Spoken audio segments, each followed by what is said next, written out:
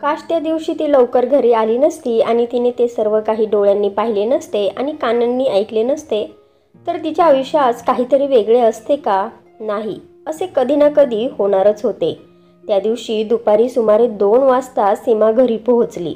तो वेळ सासू सासऱ्यांचा झोपायचा असल्याने तिने डुप्लिकेट की वापरून घराचे दार उघडले आणि आपल्या खोलीकडे जाऊ लागली की अचानकच तिला जोरजोरात आवाज येऊ लागले. तिने आत जाऊन जे पाहिले आणि ऐकले त्याने तिची शुद्ध झाली. दारावर जोरात वाजणाऱ्या बेलच्या आवाजाने सीमाची झोप उडाली.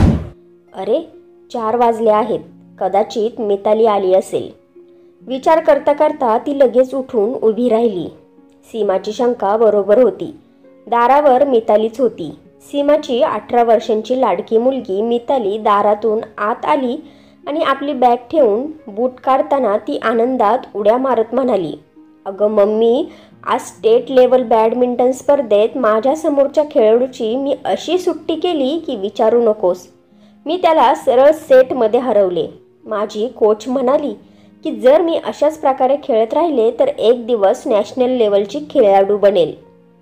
आणि तो दिवस दूर नाही जेव्हा मोठमोठ्या वर्तमानपत्रांमध्ये आणि TV चॅनेलवर माझे फोटो येतील. मितालीची रनिंग कॉमेंटरी सुरूच होती. तिने बॅग उघडली आणि त्यातून मोठी ट्रॉफी काढून तिच्या मम्मीला दाखवली आणि तिला मिठी मारली आणि म्हणाली, ही ट्रॉफी माझ्या प्रिय मम्मीसाठी आहे. असे म्हणत सीमाच्या हातात ट्रॉफी दिली आणि म्हणाली, मम्मी, जेवण तयार ठेव, मी 2 मिनिटात फ्रेश होऊन येते, कपडे बदलून येते, मला खूप भूक लागली आहे. असे म्हणत ती आत गेली. शोकेसवर ट्रॉफी ठेवताना सीमाच्या डोळ्यात पाणी आले. ती चुपचाप स्वयंपाकघरात गेली आणि गरम गरम फुलके करून प्लेटमध्ये गरम भाजी ठेवून जेवण डायनिंग टेबलवर ठेवले. फ्रेश होऊन आलेल्या मितालीने 5 मिनिटात जेवण केले आणि म्हणाली, मम्मी, आता मी खूप दमले आहे, मी 1-2 तास झोपायला जाते, संध्याकाळी केमिस्ट्रीचा क्लास आहे, मला उठव. असे म्हणत मिताली झोपायला गेली. स्वयंपाकघराची सफाई करून सीमासुद्धा मुलीजवळ पडली. झोपलेल्या निरागस मितालीच्या केसांमध्ये हात फिरवताना सीमा 20 वर्षांपूर्वीच्या जगात कधी पोहोचली तिलाच कळाले नाही. खरंच तिचंही आयुष्य असंच होतं. तीही इतकीच आनंदी स्वभावाची आणि सुंदर जीवनाने भरलेली हुशार मुलगी होती. घरात प्रेमळ आईवडील आणि प्रेम करणाऱ्या 2 लहान बहिणी. बाहेर कॉलेज आणि बॅडमिंटन कोर्ट, या सर्वांमध्ये हसत खेळत तिचं आयुष्य चाललं होतं. या दरम्यान आणखी एक चांगली गोष्ट झाली. बॅडमिंटनमध्ये अनेक पारितोषिके मिळालेल्या सीमाला रेल्वेमध्ये स्पोर्ट्स कोट्यामध्ये नोकरीची ऑफर आली. त्यामुळे सीमा आणि तिच्या कुटुंबियांच्या आनंदाला मर्यादाच राहिली नाही. सीमाने ग्रॅज्युएशननंतर रेल्वेमध्ये नोकरी स्वीकारली. पण यानंतर तिचं आयुष्य इतक्या लवकर आणि इतक्या वेगाने बदलणार होतं याची तिला कल्पनाही नव्हती. रेल्वेमध्ये नोकरी मिळाल्यानंतर लगेचच सीमाची लांबची आत्या तिच्यासाठी आपल्या इंजिनियर दिराचे स्थळ घेऊन आली. सुरुवातीला सीमाने इतक्या लवकर लग्न करण्यास नकार दिला, पण वडिलांनी समजावले की ती 3 मुलींमध्ये सर्वात मोठी आहे. तिचं लग्न झालं तर मग ते इतर 2 मुलींसाठी सुद्धा स्थळ पाहू शकतील आणि मुलाचे घराणे सुद्धा ओळखीचं आहे. मुलगा चांगला आहे, खानदान चांगलं आहे, नाकारण्याचं काहीच कारण नाही. शेवटी सीमा लग्नासाठी तयार झाली. परंतु खरी गोष्ट ही सुद्धा होती की त्या दिवशी आत्यासोबत आलेला तो उंच, देखणा, सावळा तरुण सूरज पाहून ती नकार देऊ शकली नाही.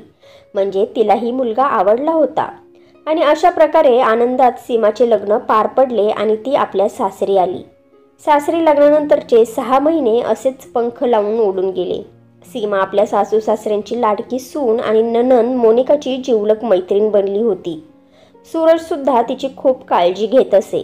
फक्त कमी होती ती त्याच्या वेळेची. जेव्हा सीमा त्याच्याकडे तक्रार करत असे तेव्हा तो स्पष्टीकरण देत असे, काय करू सीमा, तुला माहीत आहेच, मुंबईचं जीवन असंच आहे. सकाळी 8 वाजता निघतो तर 10 वाजता पोहोचतो. मग दिवसभर साईटवर निरीक्षण करणे, संध्याकाळी मीटिंग्स आणि इतर प्रोजेक्ट्सवर चर्चा करणं. 8 वाजता निघतो तर घरी पोहोचेपर्यंत 10 वाजतात. काय करू आता तूच सांग सीमा. सूरजचे बोलणे ऐकून सीमा निराश होत असे. आणि बोलणार तरी काय होती ती, कारण ही कहाणी फक्त तिचीच नव्हती. मुंबईत राहणाऱ्या हजारो लोकांना असेच राहावे लागत होते. कधीकधी ती विचार करत असे, यापेक्षा कुठल्या तरी छोट्या शहरात राहिलेलं चांगलं. किमान घर आणि ऑफिस जवळ तर असेल. पण काहीच हरकत नाही, कारण सूरजची सुद्धा मजबुरी आहे. नाहीतर कोणीही 10-12 तास रोज घराबाहेर आनंदाने तर राहणार नाही ना. असे विचार करून ती आपल्या मनाला समजावत असे. सकाळी उठून सासूबाईंसोबत जेवण बनवून इतर कामं संपवून ती सूरजसोबत निघत असे. सूरज तिला स्टेशनवर सोडून आपल्या कामावर जात असे आणि सीमा लोकल ट्रेनने ऑफिसला जात असे. संध्याकाळी 7 वाजता ती घरी पोहोचत असे. थोडी विश्रांती घेऊन टीव्ही बघत रात्रीची कामं संपवत असे. प्रत्येक संध्याकाळी तिच्या मनात इच्छा उठत असे की इतर मुलींप्रमाणे तिनेही पतीसोबत मुंबईत जुहू बीचवर समुद्रकिनारी फिरावं, मग चित्रपट बघावा. पण असं कधीच घडत नसे. रोज सूरजला उशीर होत असे आणि त्याची वाट पाहत असताना ती दिवसभराच्या धांदलीतून थकून झोपी जात असे. रविवार शनिवारही सूरज साईटवर महत्त्वाचं काम आहे असे म्हणून निघून जात असे आणि सीमा कधी आपल्या माहेरी जात असे तर कधी सासूबाईंसोबत बाजारात जात असे. अशा प्रकारे सीमाचे सासरी काही आणखी दिवस निघून गेले. लग्नाला फक्त 9 महिनेच झाले होते तेव्हा सूरजला एका प्रोजेक्टसाठी लंडनला जावं लागलं. सीमाचीही त्याच्याबरोबर जाण्याची इच्छा होती, पण सूरजबरोबर ऑफिसचे 2 सहकारी होते म्हणून सीमा मन मुरडून राहिली. तसे तर तो प्रोजेक्ट 40 दिवसांचा होता, पण काही ना काही कारणांमुळे प्रोजेक्ट पूर्ण होण्यास उशीर होत होता आणि तो 3 महिन्यांपर्यंत पसरला. लंडनमध्ये काम करत असताना सूरजच्या कंपनीला ओमानमध्ये आणखी एक प्रोजेक्ट मिळाला आणि सूरज आणखी 2 महिन्यांसाठी ओमानमध्ये निघून गेला. इकडे सीमाला सूरजशिवाय सर्व काही सुनं वाटत होतं. सूरज गेल्यापासून 1 आठवड्यातच ती आजारी पडली. सासूबाईंनी तिला डॉक्टरांकडे नेलं आणि डॉक्टरनी तपासणीनंतर सांगितलं की ती आई होणार आहे. सासू सासऱ्यांच्या आनंदाला सीमाच राहिली नाही.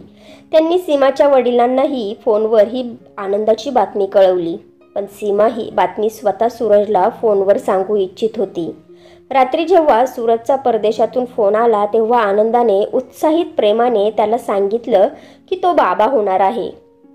पण दुसऱ्या बाजूने सूरजचं उत्तर आलं की इतक्या लवकर मुलाची गरज नाही, शक्य असेल तर हॉस्पिटलमध्ये जाऊन उद्याच ॲबॉर्शन करून घे. सूरजचे असे बोलणे ऐकून ती संभ्रमात पडली. पण का सूरज? यावर सूरज म्हणाला की तो अजून मुलाची जबाबदारी घेण्यास तयार नाही आणि त्याने फोन कट केला. त्या दिवशी रात्रभर सीमाला झोपच लागली नाही. सकाळी उठून तिने सासूबाईंना हे सर्व सांगितलं, पण सासूबाईंनी त्याकडे लक्षच दिलं नाही. उलट त्या म्हणाल्या, अगं काही नाही बाळा, तो अजून परदेशात आहे ना, म्हणून तो तुझी काळजी करतोय. एकदा तो इकडे आला की सगळं काही ठीक होईल. तू काळजी करू नकोस, आम्ही सगळे आहोत ना तुझी काळजी घ्यायला. ॲबॉर्शन वगैरे बद्दल विचारसुद्धा करू नकोस. आणि मग बोलता बोलता सासूबाईंनी प्रेमाने तिच्या गालावर हात फिरवला. शेवटी सीमाचे वाट पाहणे संपले. सुमारे 5 महिन्यानंतर ओमानमधील प्रोजेक्ट संपवून सूरज भारतात घरी परत आला. सीमाने 2 दिवस ऑफिसमधून सुट्टी घेतली होती. खूप आनंदाने तिने सूरजसाठी पावभाजी, पुरणपोळी, मसाला भात असं सगळं काही बनवलं. इतक्या दिवसानंतर त्याला घरचं जेवण मिळेल या विचाराने सीमा मनातून खूप आनंदी होत होती. खूप दिवसानंतर आज तिने सूरजच्या आवडीची पिवळी साडी नेसली होती आणि गुणगुणत सूरजचं स्वागत करण्यासाठी तयार होत होती की तेवढ्यात सासूबाईंनी खोलीत प्रवेश केला. सीमाचं हसतमुख चेहरा पाहून त्यांनी मान खाली घालून हळूच सांगितलं, सीमा बाळा, एअरपोर्टवरून सूरजचा फोन आला होता. तो एअरपोर्टवरून तसाच ऑफिसला जात आहे. घरी आलं तर ऑफिसला पोहोचायला उशीर होईल आणि आज तिथे रिपोर्ट करणं गरजेचं आहे. सासूबाईंचे बोलणे ऐकून सीमा स्तब्ध उभी राहिली. ती तिचे अश्रू रोखू शकली नाही आणि आपल्या सासूला म्हणाली, काय? ऑफिसचं काम माझ्यापेक्षा जास्त महत्त्वाचं आहे का आई? एकदा पुन्हा आईने तिला समजावलं, बाळा, अशा स्थितीत रडून रडून तुझी तब्येत बिघडवू नकोस. सकाळपासून इतकं काम करत आहेस, चल थोडा आराम कर. त्या क्षणी सीमा शांत झाली, पण त्या दिवशी तिचे सुजलेले डोळे आणि दाराकडे लावलेली नजर कोणाकडूनच लपून राहिली नाही. रात्री 11 वाजता सूरज घरी आला. सीमा त्याची वाट पाहत पाहत झोपेच्या आधीन कधी गेली तिलाच कळलं नाही. सूरजने झोपलेल्या सीमाकडे लापरवाहीने पाहिलं आणि कपडे बदलून सोफ्यावर झोपला. दुसऱ्या दिवशी रविवार होता. सकाळी सीमाचे डोळे जरा उशिराच उघडले आणि जेव्हा ती उठली तेव्हा घड्याळाकडे पाहून बडबडली, अरे बापरे, 9 वाजले, कुणी मला उठवलं नाही. जवळजवळ धावत खोलीतून बाहेर हॉलमध्ये आली तेव्हा पाहिलं की बाहेर गार्डनमध्ये आई, बाबा आणि सूरज गंभीरपणे कसल्या तरी विषयावर बोलत होते. तेवढ्यातच हॉलमध्ये फोन वाजला आणि तो सीमाने उचलला तेव्हा दुसऱ्या बाजूने आवाज आला. सूरज आहेत का? नाही, ते बाहेर गार्डनमध्ये आहेत. मी त्यांची पत्नी सीमा बोलत आहे. तुम्ही कोण? सीमाने विचारलं. हे ऐकताच तिकडनं फोन कट झाला. फोनवर कोण असू शकते आणि तिने फोन का कट केला असा विचार करत करत सीमा बाथरूममधून गेली. लवकर फ्रेश होऊन किचनमध्ये गेली आणि 4 कप कॉफी बनवून गार्डनमध्ये सगळ्यांसाठी कॉफी घेऊन आली. तिला पाहताच तिघेही शांत झाले. गुड मॉर्निंग म्हणत सीमाने हसत सगळ्यांना कॉफी दिली आणि बसताना सूरजला विचारलं, तुमचं प्रोजेक्ट कसं झालं? 1.5 महिन्यांसाठी गेलात आणि 5 महिने लावले असं म्हणून तिने सूरजकडे तक्रारीने पाहिलं, पण सूरजने काही उत्तर दिलं नाही. उडत्या नजरेनं तिच्याकडे पाहत कॉफीचा घोट घेत राहिला. सीमाला त्याचं हे वागणं काहीसं विचित्र वाटलं, पण तिने स्वतःला सावरलं आणि म्हणाली, अहो सूरज, मगाशी तुमचा एक फोन आला होता. कोणीतरी स्त्री होती. जेव्हा मी माझं नाव सांगितलं तेव्हा काही कारणास्तव तिने लगेच फोन ठेवला. अरे सोड यार, ती कदाचित कुठल्या तरी बँकेची क्रेडिट कार्ड विकणारी सेल्स गर्ल असेल असे म्हणून सूरजने विषय बदलला. सीमाला सांगायचे होते की फोन करणाऱ्या स्त्रीचा अनौपचारिक अंदाज क्रेडिट कार्डवाल्यांचा नव्हताच, पण सर्वांच्या समोर ती हे बोलू शकली नाही. पण संशयाचा किडा तिच्या डोक्यात घुसला. पण त्यावेळेस विषय होऊन गेला होता. सूरजने परदेशातून सर्वांसाठी भरपूर भेटवस्तू आणल्या होत्या. सर्वजण त्यातच मग्न होते. मोनिकाही भावाला भेटायला आली होती. या सर्वांच्या मध्ये सीमाला कुठेतरी जाणवत होतं की सूरज तिला एकटीला भेटण्यापासून आणि बोलण्यापासून दूर राहतोय.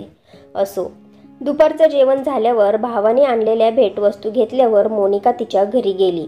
सासू सासरे सुद्धा त्यांच्या खोलीत जाऊन झोपले. स्वयंपाक आणि घरातील इतर कामं करून सीमा जेव्हा तिच्या खोलीत पोहोचली तेव्हा सूरज गाडीच्या चाव्या हातात घेऊन खोलीतून बाहेर पडत होता. अहो, तुम्ही कुठे जात आहात? सीमाने विचारल्यावर तो म्हणाला, थोडं मित्रांना भेटून येतो. आणि तो लगेच बाहेर पडला.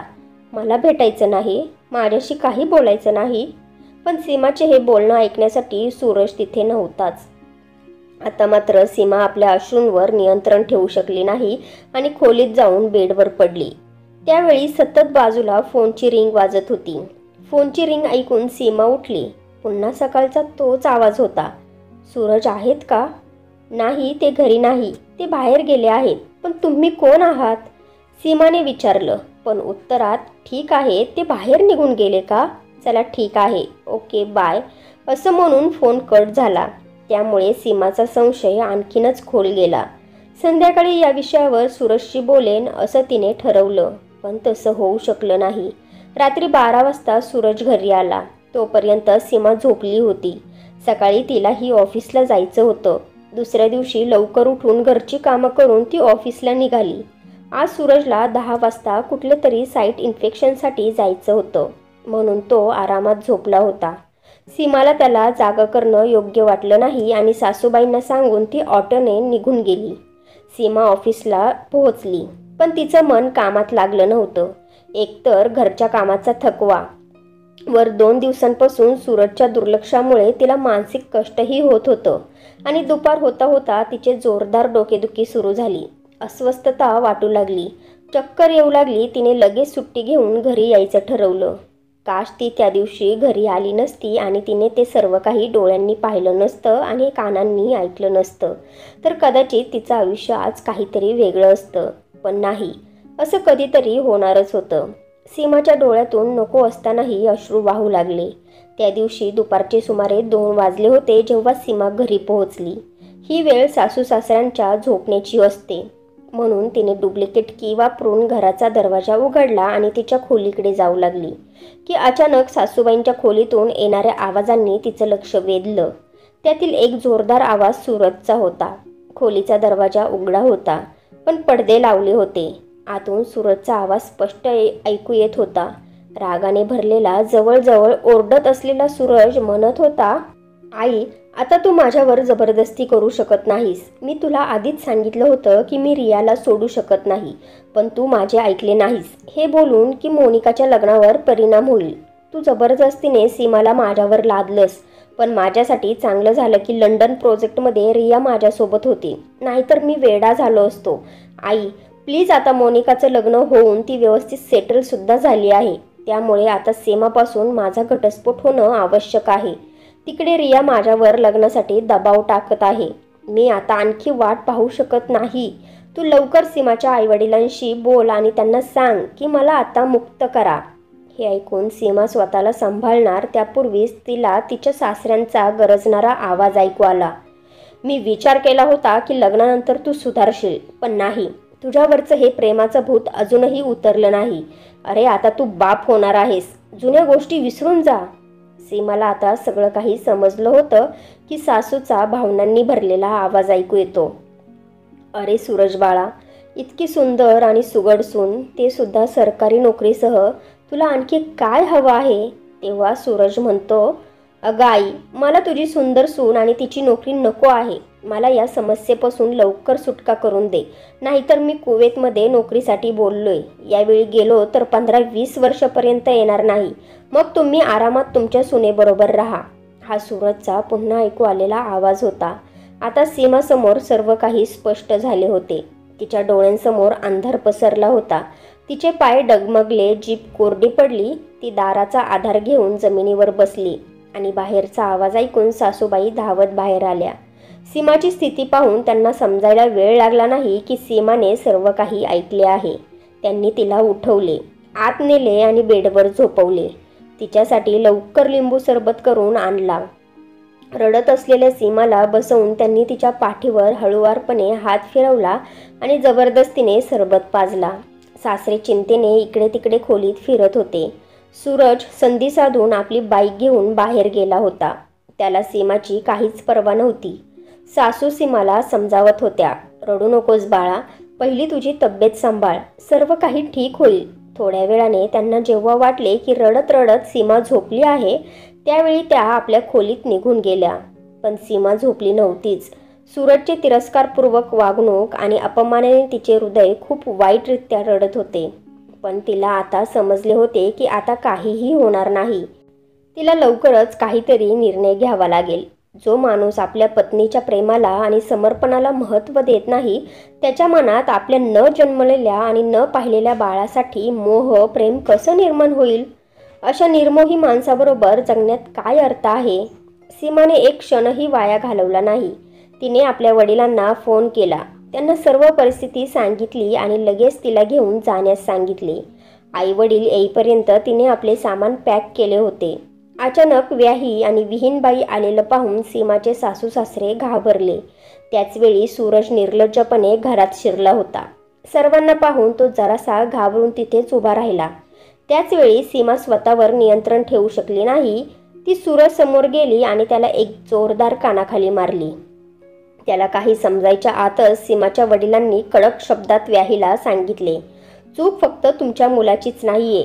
तुमच्या मुलाची ही घाण वागणूक माहिती असतानाही तुम्ही माझ्या मुलीशी त्याचे लग्न लावले. तरीही आता मी तुम्हाला एक संधी देतो. जर तुमचा मुलगा आपल्या चुकीची कबुली देऊन एका आठवड्यात माझ्या मुलीला घ्यायला येत असेल तर ठीक आहे, नाहीतर 10 दिवसात तुम्हाला घटस्फोटाची नोटीस मिळेल आणि नुकसान भरपाईची देखील मागणी करणार आम्ही, आणि ती तुम्हाला द्यावीच लागेल. आणि ते सीमाचे सुटकेस घेऊन बाहेर पडले.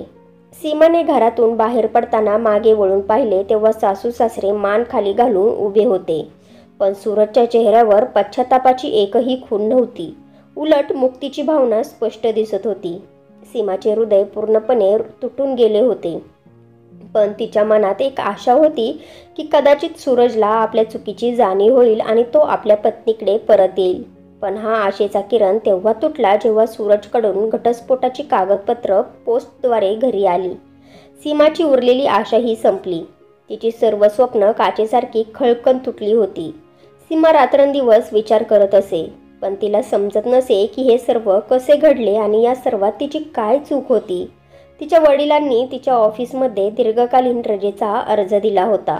आई वडील आणि दोन्ही बहिणी तिला समजवण्याचा प्रयत्न करत होत्या, पण सीमा पूर्णपणे मुकी झाली होती. शेवटी 9 महिन्यानंतर एक सुंदर बाळाचा जन्म झाला. पण सीमा आनंदी होऊ शकली नाही, कारण एका स्त्रीचे मन नवऱ्याबद्दल खूप कोमल असते. नंतर तिच्या मनात आणखी एक आशा निर्माण झाली की कदाचित सूरज बाळाला बघायला येईल आणि त्याचे गोड मुख पाहून त्याचे मन बदलेल. पण असे काहीही घडले नाही. सीमाने बाळाचे नाव मिताली ठेवले. 3 महिन्यानंतर तिने पुन्हा ऑफिस जॉईन केले. घरी तिच्या बहिणी मितालीची काळजी घेत होत्या आणि ती स्वतःला ऑफिसच्या कामात गुंतवून ठेवत होती. रात्री मितालीला हसत खेळत पाहून ती आपले दुःख विसरायचा प्रयत्न करत असे, पण तो प्रयत्न निष्फळच होता. घटस्फोटानंतर कॉम्प्रोमाइजचे तिला काही पैसे मिळाले होते. आता फक्त सकाळी ऑफिस आणि रात्री मितालीबरोबर खेळणे, तिचं होमवर्क करून घेणे एवढेच तिचे जीवन होते. मुंबईच्या वेगवान आणि गर्दीच्या जीवनात तिला एक क्षणही विश्रांती मिळत नव्हती. पाहता पाहता मिताली आता 6 वर्षांची झाली होती. सीमाच्या बहिणी लग्नानंतर सासरी गेल्या होत्या. आता सीमाच्या वडिलांना आणि आईला फक्त सीमाचाच आधार होता. मितालीची काळजी घेण्याची जबाबदारीही तिच्यावरच होती. मिताली ही सर्वांची लाडकी होती. असेच 2 वर्ष निघून गेली. त्या दिवशी सीमा नेहमीप्रमाणे संध्याकाळी 7 वाजता ऑफिसमधून घरी परतत होती. ऑगस्ट महिना होता आणि मुंबईत पाऊस जोरात चालू होता. अशा वेळी स्टेशनपासून घरापर्यंतचा प्रवासही सोपा नव्हता. दूरपर्यंत कोणतीही ऑटो दिसत नव्हती. बस खचाखच भरलेली होती. सीमाने छत्री उघडली आणि स्टेशनवरून पायीच घराकडे निघाली. अचानक वीज कडकडली आणि घाबरून सीमाच्या तोंडून एक किंचाळीच निघाली. तेवढ्यात तिच्याजवळ एक कार येऊन थांबली. कारच्या काचा खाली करून एक सभ्य दिसणारा माणूस म्हणाला, "चला, मी तुम्हाला घरी सोडतो. घाबरू नका, मी तुमच्याच बिल्डिंगमध्ये ग्राउंड फ्लोअरवर राहतो आणि तुमचे वडील मला चांगलेच ओळखतात." सीमाने त्या अनोळखी तरुणाकडे बारकाईने पाहिले. मनात शंका होती, पण दुसरा पर्यायही नव्हता. इच्छा नसतानाही तिने छत्री बंद केली आणि कारच्या मागच्या दारात बसली. वाटेत दोघात काहीही बोलणे झाले नाही. बिल्डिंगमध्ये पोहोचल्यावर सीमाने त्या तरुणाला धन्यवाद दिले आणि कारमधून उतरली. तेव्हा तो तरुण म्हणाला, "धन्यवाद देण्याचे काहीच कारण नाही. मी तुमचा शेजारी आहे.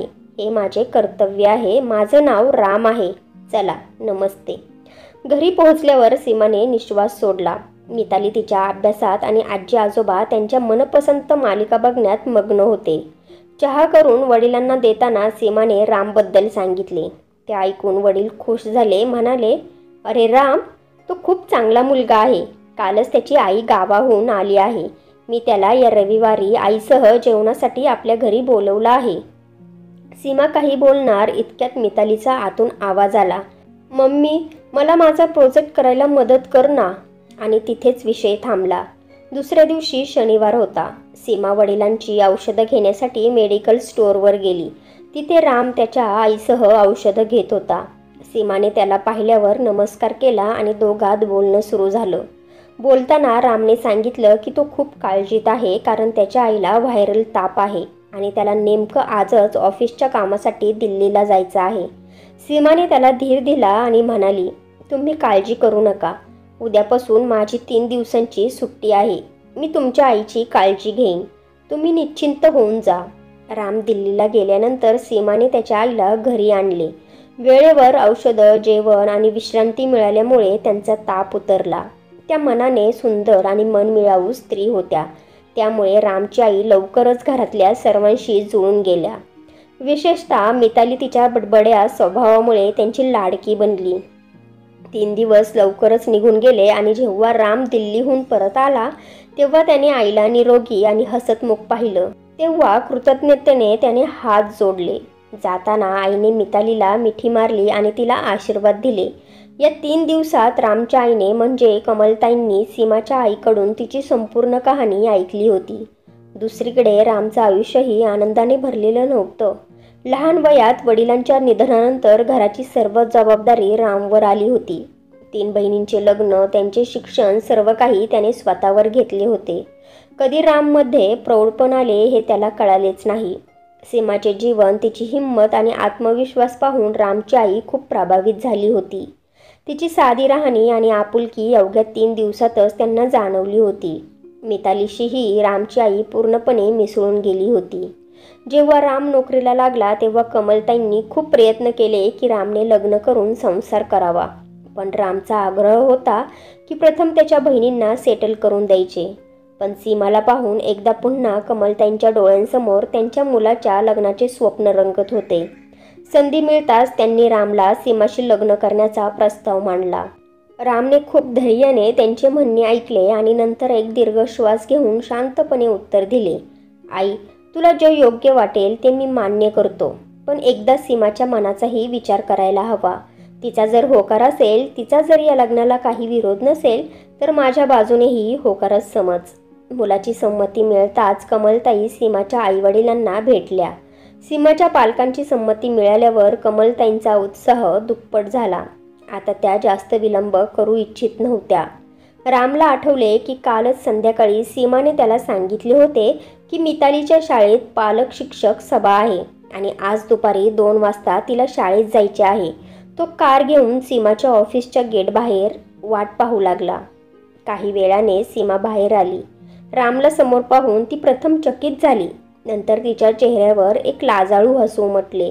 कार मितालीच्या शाळेसमोर थांबली तेव्हा सीमा आश्चर्यचकित होऊन म्हणाली, तुम्हाला कसे कळले की मला इथे म्हणजे मितालीच्या शाळेत यायचे आहे? तेव्हा राम हसत म्हणाला, अरे आम्ही अंतर्यामी आहोत ना. आता लवकर जा, नाहीतर सभेसाठी उशीर होईल. मी इथेच तुमची वाट पाहत आहे. सभेला अर्धा तास ऐवजी 1 तास लागला. सभा संपल्यानंतर आणखी मितालीचे 3 पिरियड्स होते, म्हणून मितालीला सुट्टी मिळाली नाही. तिला वर्गात सोडून सीमा शाळेतून बाहेर आली. दोघांनाही खूप भूक लागली होती, म्हणून ते एका 5 स्टार हॉटेलमध्ये गेले. त्यांनी जेवणाची ऑर्डर देऊन वेटरला लवकर जेवण आणण्यास सांगितले. राम सीमाला म्हटला, सीमा, आज संध्याकाळी माझी आई आपल्या लग्नाची तारीख निश्चित करणार आहे आणि त्यापूर्वी मला तुमच्या तोंडून होकार ऐकायचा आहे. रामने अगदी सरळ शब्दात कोणत्याही प्रस्तावनेशिवाय विचारले. हे ऐकून सीमा थोडी चकित झाली आणि म्हणाली, पण राम, तुम्हाला माहिती आहे ना की मी एका मुलीची आई आहे?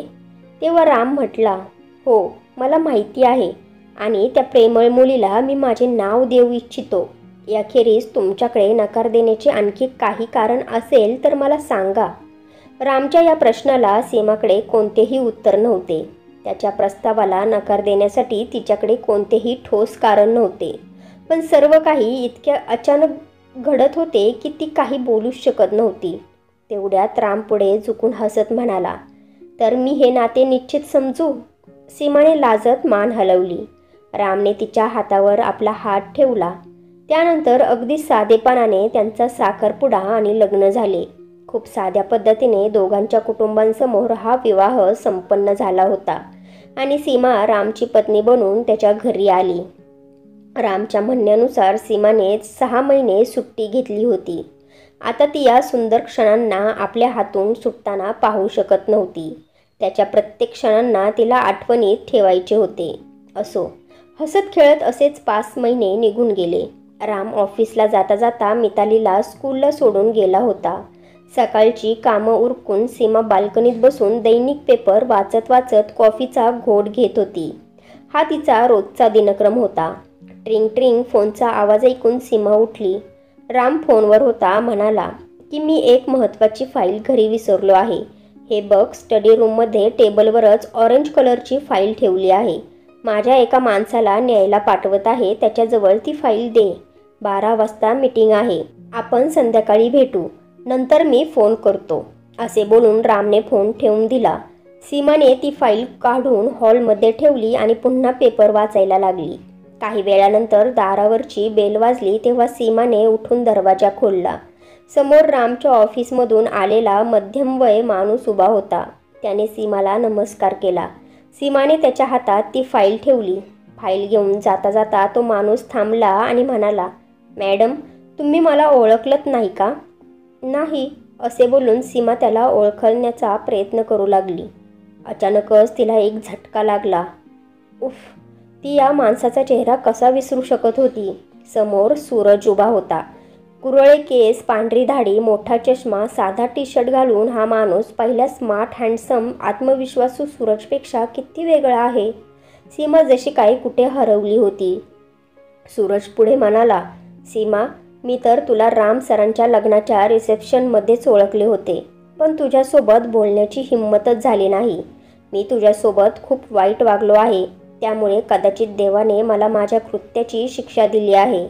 तू गेल्यानंतर आमच्या खानदानात आणि ऑफिसमध्ये माझ्या आणि रियाच्या नात्याबद्दल सगळ्यांना कळाले होते. माझी इच्छा होती की लवकरात लवकर तुला घटस्फोट देऊन माझ्या आणि रियाच्या नात्याला नाव द्यावं, पण तोपर्यंत आमची खूप बदनामी झाली होती. रियालासुद्धा माझ्या आईवडिलांचा तिच्याबद्दल तिरस्कार समजत होता. तिला माहिती होते की माझी आई तिला कधीच माफ करणार नाही आणि या सगळ्यांपासून वाचणे हे तिला योग्य वाटले. आणि एक दिवस कोणालाच न सांगता दिल्ली हेड ऑफिसमध्ये आपले ट्रान्सफर करून घेतले आणि आपल्या वडिलांसोबत दिल्लीला माझ्याशी नाते तोडून कायमची निघून गेली. घटस्फोटनंतर तुला कॉम्प्रोमाइजमध्ये पैसे द्यायचे होते, त्यामुळे जमापुंजीसुद्धा संपून गेली. या गोष्टीवर रियासुद्धा नाराज झाली होती. आईबाबांनी माझ्यासोबत बोलणे तोडून टाकले आणि आपल्या नातीला भेटण्याच्या आशेने दोघेही एकानंतर एक या जगातून निघून गेले. तेव्हापासून मी एकटाच राहतो. आता डोकं चालत नाही, त्यामुळे कंपनीत इंजिनिअरिंगचे काम करू शकत नाही. यामुळे मला ऑफिसमधून काढून टाकले. आता मी राम सरांच्या कंपनीत क्लार्क आहे. मला माफ कर सीमा, कदाचित हीच माझी शिक्षा आहे. मी माझ्याच कर्माची फळं भोगत आहे. सूरज लगातार बोलत जात होता तेव्हा सीमा अचानकच आपल्या स्वप्नातून जागी झाली आणि समोर मान खाली घालून उभ्या असलेल्या सूरजकडे तिरस्कारने पाहत आणि आत्मविश्वासाने म्हटली, मागचे सगळं काही काढून सारवासारव करण्याची काहीच गरज नाही. मी आता जुनी सीमा नाहीये, तुमच्या कंपनीच्या मॅनेजरची पत्नी आहे. आणि लक्षात ठेवा, तुमच्यासोबत ही माझी भेट शेवटची आहे. माझी इच्छा नाही की तुम्ही चुकूनसुद्धा माझ्यापुढे यावे आणि तुमच्या तोंडून कधीच माझे नाव येऊन देऊ नका. आणि यानंतर तुम्ही माझ्या घरी येण्याचा प्रयत्न देखील करू नका. हेच तुमच्यासाठी आणि तुमच्या नोकरीसाठी चांगले राहील. आणि राहिली गोष्ट माफीची, तर ती माफी मी तुम्हाला पुढच्या जन्मीसुद्धा देऊ शकत नाही. असे बोलून सीमाने त्याच्या तोंडावर दरवाजा आपटला. रामने दिलेल्या या दुसऱ्या जीवनात तिला भूतकाळाची सावली कधीच आणायची नव्हती. सीमाचा चेहरा दृढ निश्चयाने चमकत होता. मित्र आणि मैत्रिणींनो, सीमाने सूरजला माफ करायला हवे होते का? की शेवटी सीमा जे सूरजसोबत वागली ते योग्य होतं? मला कमेंट्स करून नक्की सांगा. तर फ्रेंड्स, तुम्हाला ही स्टोरी आवडली असेल तर व्हिडिओला लाईक करा आणि आपल्या नात्यांचा स्पर्श या चॅनेलला सबस्क्राईब करा आणि बेल आयकॉनवर क्लिक करून ऑलवर सेट करा, म्हणजे पुढची व्हिडिओ तुम्हाला लगेच मिळेल. धन्यवाद.